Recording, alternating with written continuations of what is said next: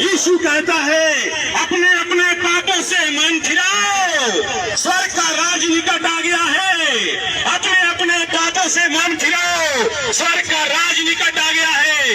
यीशु ने कहा जगत की ज्योति मैं हूँ, जो मेरे पीछे हो लेगा अंधकार में नहीं चलेगा परंतु जीवन की ज्योति पाएगा। यीशु ने कहा ऐसा परिश्रम करने वालों, बोझ से दबे हुए लोगों, मेरे पास आओ, मैं तुम्हें विश्राम दूंगा। यीशु आपके हर एक बोझ को दूर करने के लिए तैयार है। यीशु के पास आपके हर एक प्रश्नों का उत्तर है। यीशु आपसे प्रेम करता है, यीशु पापियों से प्रेम करता है। बाइबल बताती है सबने पाप किया है, सबने पाप किया है, सबने पाप किया है, परमेश्वर की महिमा से रहित है, मगर यीशु मसीह ने अपने लहू को 1 पतरस 1 का। हालेलुया, धन्यवाद जीजस, थैंक यू जीजस। सबको गॉड ब्लेस यू, प्रभु आपको आशीष दे। 1 पतरस 1 का। पतरस की पहली पत्री, लेखक प्रारंभिक पद से प्रकट होता है कि इस पत्र का लेखक पतरस है।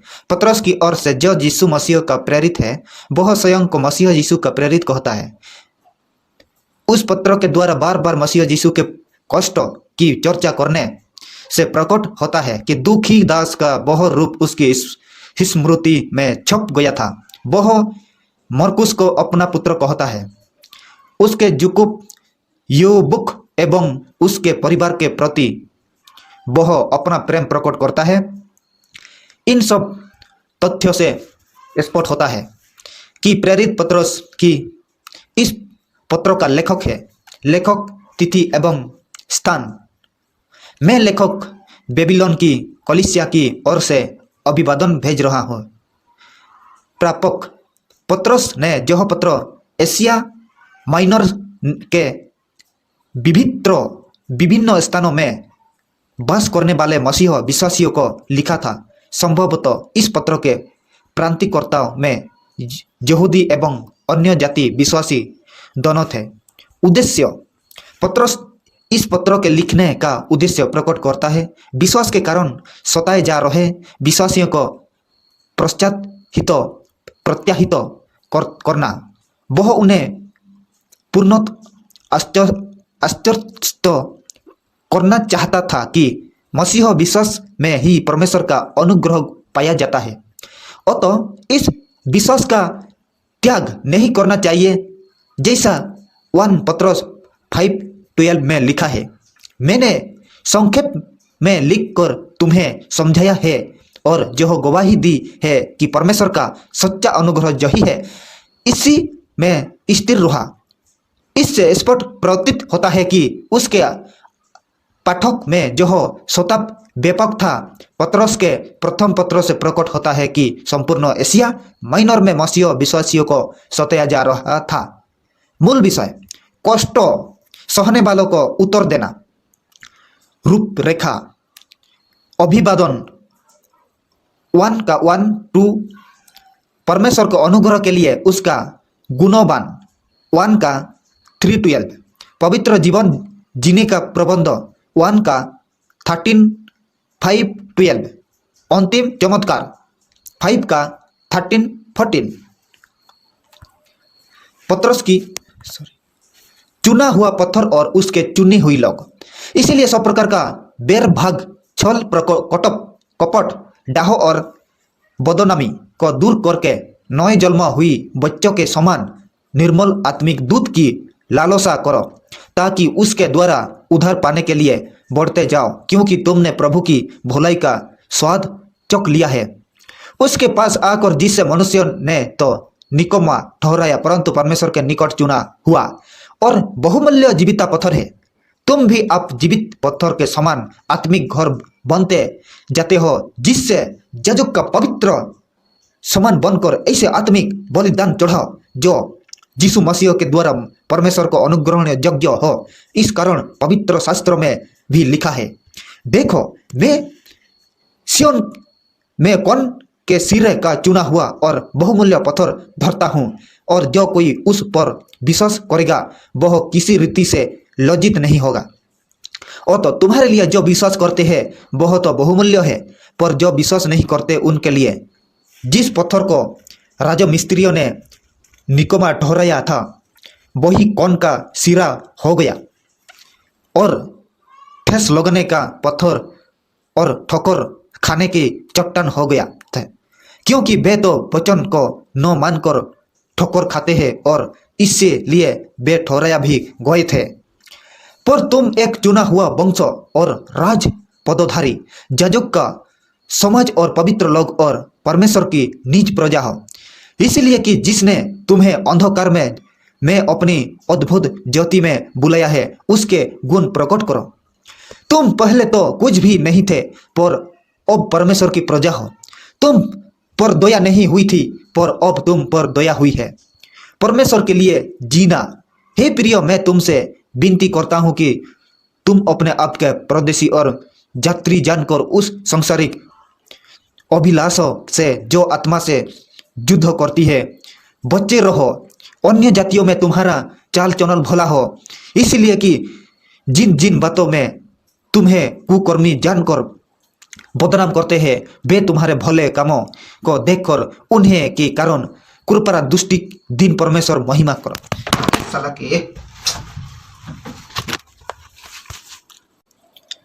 वे तुम्हारे भले कामों के देखकर उन्हें की कारण कृपा दृष्टि के दिन परमेश्वर की महिमा करो। अधिकारियों के अधीन रहना, प्रभु के लिए मनुष्यों के ठहराया हुई हर एक प्रबंध के अधीन रहो। राजा के इसीलिए वह सब पर प्रधान है और राज्यपालों के, क्योंकि वे कुकर्मियों को दंड देने और सुकर्मियों की प्रशंसा के लिए उसके भेजे हुई है। क्योंकि परमेश्वर की इच्छा जो है कि तुम भले कामों करने से निर्बुद्धि लोगों की अज्ञानता की बातों को बंद कर दो। अपने आप स्वतंत्र जानो पर अपनी इस स्वतंत्रता को बुराई के लिए आढ़ न बनाओ, परंतु अपने आप को परमेश्वर के दास समझकर चलो। सबका आदर करो, भाइयों से प्रेम रखो, परमेश्वर से ठहरो, राजा का सम्मान करो। हे सेवकों, हर प्रकार के भयों के साथ अपने स्वामियों के अधीन रहो, न केवल भलो और नम्र के पर कुटिल के भी, क्योंकि यदि कोई परमेश्वर का विचार करके अन्याय के दुख उठाता हुआ क्लेश सहता है तो यह सुहावना है। क्योंकि यदि तुमने अपराध करके घूसे खाए और धीरज धरा तो उसमें क्या बढ़ाई की बात है। पर यदि भला काम करके दुख उठाते हो और धीरज धरते हो तो यह परमेश्वर को भाता है।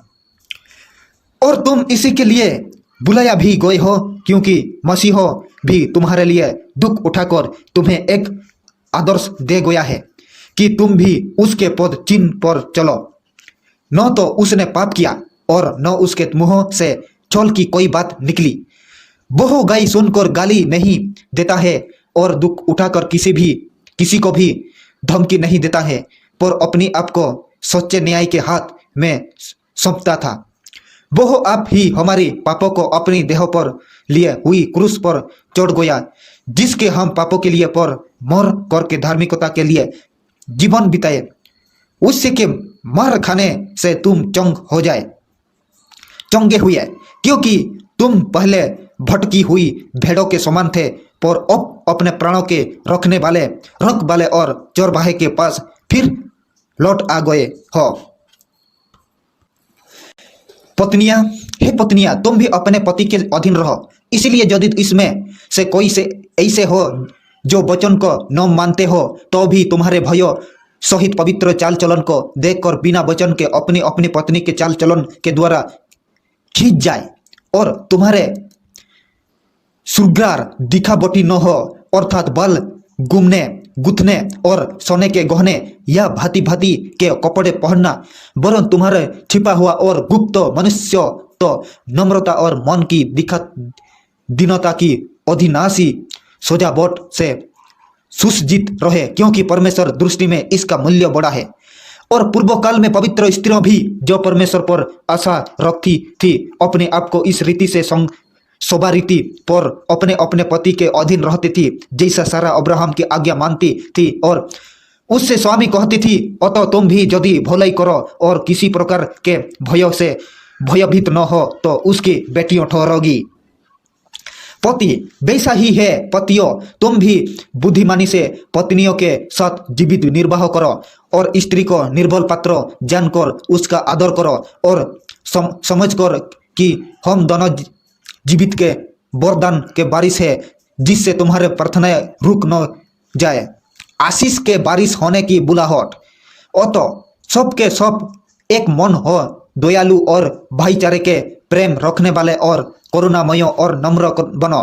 बुराई के बदले बुराई मत करो और न गाली के बदले गाली दो, पर इसके विपरीत आशीष ही दो, क्योंकि तुम आशीष के बारिश होने के लिए बुलाया गए हो। क्योंकि जो कोई जीवन की इच्छा रखता है और अच्छे दिन देखना चाहता है, वह अपनी जीभ को बुराई से और अपने होठों को छल की बातें करके से रोके रहे। वह बुराई का साथ छोड़े और भलाई ही करे। वह मेल मिलाप को ढूंढे और उसके जत्न में रहे, क्योंकि प्रभु की आंखों धर्मियों पर लगी रहती है और उसके कान उसकी विनती और लोग रहते हैं, परंतु प्रभु बुराई करने वालों के विमुख को रहता है। भलाई करने वालों कारण स्वभाव यदि तुम भलाई करने में उत्तेजित रहो तो तुम्हारी बुराई करने वाला फिर कौन है? यदि तुम धार्मिकता के कारण दुख भी उठाया और अन्य धन्य हो, पर उनके डराने से मत डरो और न घबराओ, पर मसीह को प्रभु जानकर अपने मन भी पवित्र समझो। और जो कोई तुमसे तुम्हारे आशा के विषय में कुछ पूछे तो इस उत्तर देने के लिए सर्वदा तैयार रहो, पर नम्रता और भय के साथ, और विवेक भी शुद्ध रखो, इसलिए कि जिन बातों के विषय में तुम्हारे बदनामी होती है उनके विषय में वे जो मसीह में तुम्हारे अच्छे चाल चलन का अपमान करते हैं लज्जित हो, क्योंकि यदि परमेश्वर की जो ही इच्छा हो कि तुम भलाई करने का कारण दुख उठाओ, तो जो बुराई करने के कारण दुख उठाने से उत्तम है मसीह का दुख, इसलिए कि मसीह ने भी अर्थात अधर्मियों के लिए धर्मी न पापों के कारण एक बार दुख उठाया, ताकि हमें परमेश्वर के पास पहुंचाए। वह शरीर के भाव से तो सारा गया, पर आत्मा के भाव से जिलाया गया। उसने जाकर कई दे आत्मा को भी प्रचार किया, जिन्होंने उस बीते समाज में आज्ञा न मानी, जब परमेश्वर के नूह के दिनों में धीरज धरकर ठहराया रहा और वह जहाज बन रहा था, जिसमें बैठकर कुछ लोग अर्थात 8 प्राणी पानी के द्वारा बच गए। और उससे पानी का दृष्टांत तो भी अर्थात बपतिस्मा यीशु मसीह के जी उठने के द्वारा अब तुम्हें बताता है। उससे शरीर के मेल को दूर करने का अर्थ नहीं है, परंतु शुद्ध विवेक और से परमेश्वर के वंशों में हो जाने का अर्थ है। वह स्वर्ग पर जाकर परमेश्वर के दाहिने और विराजमान है और स्वर्गदूत अधिकारियों और शक्तियों को उसके अधीन किया गया है। आमेन। Thank you Jesus. God bless you. प्रभु आपको आशीष दे।